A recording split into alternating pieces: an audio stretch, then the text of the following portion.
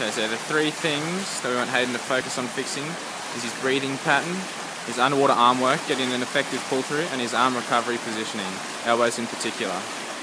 A very important aspect of freestyle is a constant and regular breathing pattern.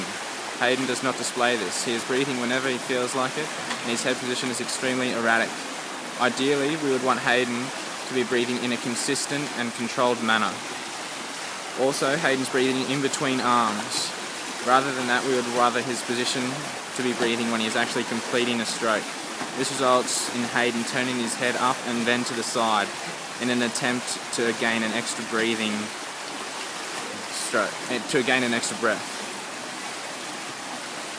This creates a lot of unwanted drag, and this is much more prevalent when fatigue is setting in like it is right now.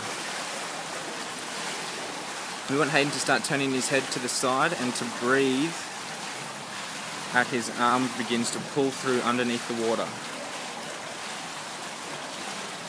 When Hayden extends his arms to begin his stroke, we want his fingers to touch the water first with his arm fully extended and the wrist slightly flexed once the hand is in the water. From this position, we want Hayden's elbow to bend and his forearm to be as vertical as possible rather than horizontal in order to create a larger surface area to pull on the water. Hayden's main problem is his elbows are too low, and as a result he is not getting a good grip on the water, which makes the underwater pull less efficient. Once again, when Hayden gets more fatigued, the less he reaches out each time with his arms. Therefore, his hand entry is occurring before his arm is fully extended, resulting in shorter strokes, and this means more effort.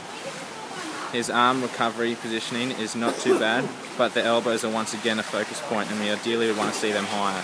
As soon as his arm comes out of the water, we should be trying to get his elbow straight up rather than behind him. Also, keeping his arm rather close to his body instead of letting it stray away from the side is an important aspect we would like Hayden to. Okay, so this drill is called the streamline drill. It is focusing on Hayden pushing off the wall. He must stay under the water through only using the push-off force. He must see how far he can go.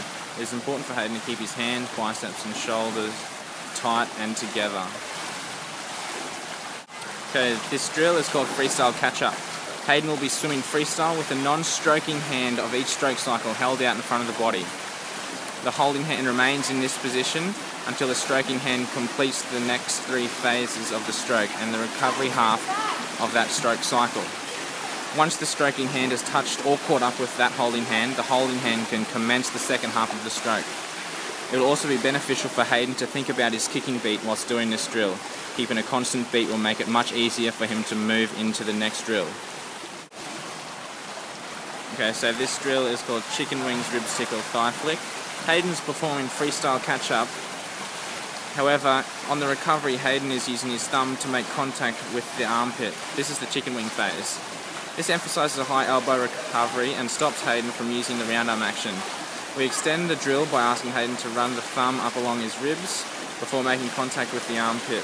Once again, we extend the drill by asking Hayden to flick his thigh with his thumb prior to performing the rib tickle chicken phase.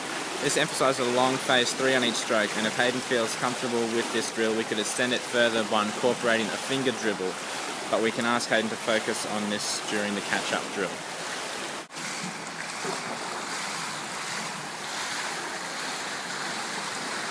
Looking at Nathan's breaststroke technique, we can see that one half of his hip is lower than the other, giving his midline an off balance.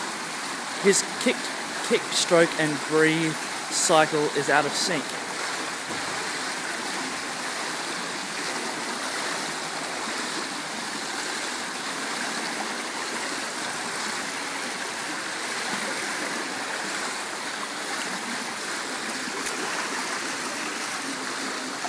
You can also see his feet are in the wrong position for the breaststroke.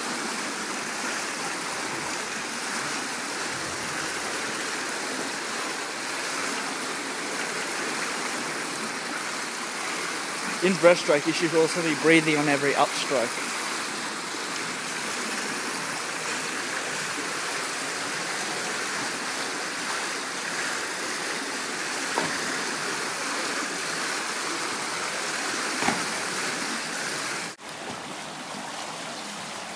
Here we have Nathan doing the max glide technique.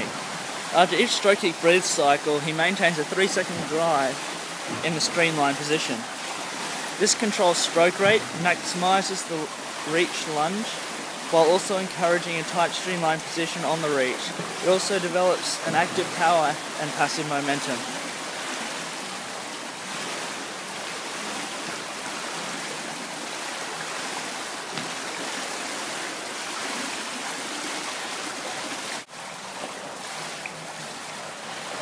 Here Nathan is doing the 3P1K technique, where after each stroke, kick, breathe cycle, he's maintaining a streamlined leg position and performs another 2 pull cycles without any further assistance from the kick through the use of a pull buoy. The primary benefit of this is to develop a strong outward sculling for initial momentum and lift, while developing a powerful second phase and complete snap of the elbows before encouraging a strong lunge forward.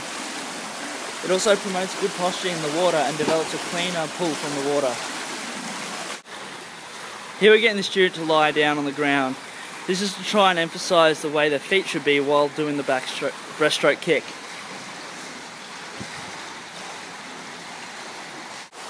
Here we're doing the penguin walk.